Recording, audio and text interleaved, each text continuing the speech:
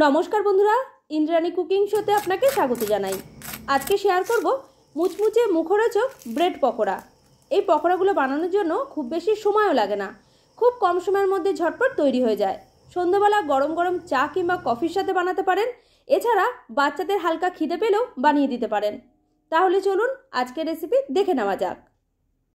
রেসিপিটার জন্য আমার লাগছে 4টে ব্রাউন ব্রেড, আপনি এর বদলে হোয়াইট ব্রেডও নিতে পারেন। এবার এগুলোকে একটু ছোট করে কেটে নিচ্ছি। একটা একটা ব্রেডকে আমি 4 ভাগে ভাগ করে কেটে নেব। দেখুন এরকম সাইজ করে আমি একটা ব্রেডকে 4 ভাগে ভাগ করে নিচ্ছি। আপনি এর থেকে ছোট করতে পারেন, মানে 6 টুকরো করে। এছাড়া 2 ভাগেও ভাগ করে কাটতে পারেন, লম্বা লম্বি করে। সবকটা ব্রেড আমার কাটা হয়ে গেছে, একটা প্লেটের মধ্যে তুলে রেখে দিলাম।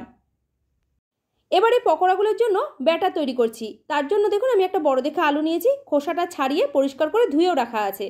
এরপর একটা ছোট গ্রেটারের সাহায্যে পুরো আলুটাকে আমি এইভাবে গ্রেট করে নেব। আলুটা আমার পুরোটাই গ্রেট করা হয়ে গেছে। এবার এর মধ্যে জল দিয়ে দেবো, তারপরে 2 থেকে 3 বার পরিষ্কার করে ধুয়ে নিচ্ছি। আলুটা ধোয়ার পর একটা বড় ছাঁকনির মধ্যে রেখে দিয়েছিলাম যাতে জলটা ভালোভাবে ঝরে যায়। এবারে জল ঝরানো আলুটাকে আমি একটা বড় বাটির মধ্যে নিয়ে নিলাম। তারপর এর মধ্যে দিয়ে দিচ্ছি কোচানো পেঁয়াজ। বড় সাইজের একটা পেঁয়াজ খুব ঝিরিঝিরি করে কুচিয়ে রেখেছিলাম। ঝালের জন্য দিলাম 2টো কাঁচা লঙ্কা, পরিমাণটা আপনি এর থেকে বাড়িয়ে দিতে পারেন। স্বাদ মতো দিয়ে দিলাম নুন, অল্প করে দিচ্ছি লঙ্কার গুঁড়ো। গুঁড়ো লঙ্কার পরিমাণটা একটু কম করে দিলাম কারণ কাঁচা লঙ্কা দেওয়া আছে। হাফ চা চামচ দিলাম জিরে গুঁড়ো, হাফ চা চামচ দিচ্ছি হলুদ গুঁড়ো, আর অল্প করে দিয়ে দিলাম গরম মশলা গুঁড়ো। এরপর বাইন্ডিং এজেন্টের মধ্যে দিয়ে দিচ্ছি 2 টেবিল চামচ বেসন আর 1 টেবিল চামচ চালের গুঁড়ো। বাড়িতে চালের গুঁড়ো না থাকলে এর বদলে আপনি 1 টেবিল চামচ কর্নফ্লাওয়ারও দিতে পারেন। শুকনো উপকরণগুলো একসাথে এবার খুব ভালো করে মিশিয়ে নিচ্ছি। প্রথমে এর মধ্যে জল দিয়ে ব্যাটারটা তৈরি করা যাবে না, কারণ এর মধ্যে কাঁচা আলু গ্রেট করে দেওয়া আছে। আলুর মধ্যে কিন্তু অনেকটা জল থাকে, তাই আগে ভালো করে শুকনো উপকরণগুলো মিশিয়ে নিতে হবে। তারপর এর মধ্যে অল্প অল্প করে জল দিয়ে ব্যাটার তৈরি করে নিচ্ছি। আলুর চপ কিংবা বেগুনি ভাজার সময় বেসনের ব্যাটারটা আমরা যেভাবে পাতলা স্মুথভাবে তৈরি করি, এই ব্যাটারটা কিন্তু সেরকম একদমই হবে না। এটা এইভাবেই ঘন রাখতে হবে যাতে পাউরুটিটা এর মধ্যে ভালো করে ডিপ করা যায়। বেসনের ব্যাটার যদি একটু সময় নিয়ে ভালো করে ফেটিয়ে নেওয়া হয় তাহলে দেখবেন পকোড়াগুলো একদম মুচমুচে ক্রিস্পি হবে। প্রায় 5 থেকে 7 মিনিট সময় নিয়ে ব্যাটারটাকে আমি খুব ভালো করে ফেটিয়ে নিয়েছি, আর ঘনত্বটা দেখুন ঠিক এইরকম হবে। এবার এটা আমি ঢেকে রেস্টে রেখে দেবো 5 মিনিটের জন্য, যাতে ব্যাটারটা ভালোভাবে সেট হয়ে যায়।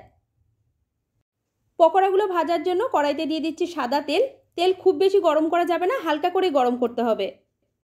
ব্যাটারটা রেখেছি ওদিকে 5 মিনিট হয়ে গেছে। পকোড়াগুলো ভাজার আগে আর একবার একটু ফেটিয়ে নিলাম। তারপর একটা ব্রেড নিয়ে নিয়েছি। এবারে এই বেসনের ব্যাটারে ভালো করে ডুবিয়ে নিয়ে গরম তেলের মধ্যে ছেড়ে দেব। ব্যাটার তৈরি করার সময় আমি এর মধ্যে একটা আলু গ্রেট করে দিয়েছিলাম। আলুর পরিবর্তে আপনি বিট কিংবা গাজর সেটাও গ্রেট করে দিতে পারেন। একসাথে অনেকগুলো পকোড়া এর মধ্যে ভাজা যাবে না, কড়াইটা ছোট, তাই 4টে করে দিয়ে ভেজে নিচ্ছি। ব্রেড পকোড়াগুলো গরম তেলে দেওয়ার সাথে সাথে এগুলো উল্টানো যাবে না, ভেঙে যেতে পারে। তাই মিডিয়াম টু লো ফ্লেমে 2 মিনিট মতো অপেক্ষা করার পর যখন এক পাশ ভাজা হয়ে যাবে তখন এগুলোকে সমানে উল্টে পাল্টে দিচ্ছি যাতে 2 সাইডই খুব সুন্দর লাল করে ভাজা হয়ে যায়। এই ব্রেড পকোড়াগুলো ভাজতে খুব বেশিক্ষণ সময় লাগে না। মিডিয়াম টু লো ফ্লেমে 5 থেকে 6 মিনিট উল্টে পাল্টে দিলেই খুব সুন্দর লাল করে ভাজা হয়ে যায়। প্রথম ব্যাচে যে কটা পকোড়া আমি দিয়েছিলাম খুব সুন্দর লাল করে ভাজা হয়ে গেছে। এবার এগুলোকে তেল থেকে তুলে নিচ্ছি। একই রকমভাবে বাদবাকি পকোড়াগুলো এই গরম তেলের মধ্যে দিয়ে উল্টে পাল্টে ভেজে নিচ্ছি। মিডিয়াম টু লো ফ্লেমে 2 মিনিট মতো অপেক্ষা করার পর এবার এগুলোকে উল্টে পাল্টে দিচ্ছি যাতে প্রত্যেকটা সাইড খুব সুন্দর লাল করে ভাজা হয়ে যায়। এই পকোড়াগুলো আমার ভাজা হয়ে গেছে, এগুলোকেও তেল থেকে তুলে নিচ্ছি। ব্রেড পকোড়াগুলোর আওয়াজটা শুনে নিশ্চয়ই বুঝতে পারলেন কতটা মুচমুচে হয়েছে। আজকের এই ব্রেড পকোড়া রেসিপি ভালো লাগলে লাইক, শেয়ার, কমেন্ট করে জানাবেন। আমার চ্যানেলে নতুন বন্ধু হয়ে থাকলে চ্যানেলটিকে সাবস্ক্রাইব করে পাশে থাকা বেল আইকনটা প্রেস করে রাখবেন। পুরো ভিডিওটা দেখার জন্য আপনাকে অসংখ্য ধন্যবাদ।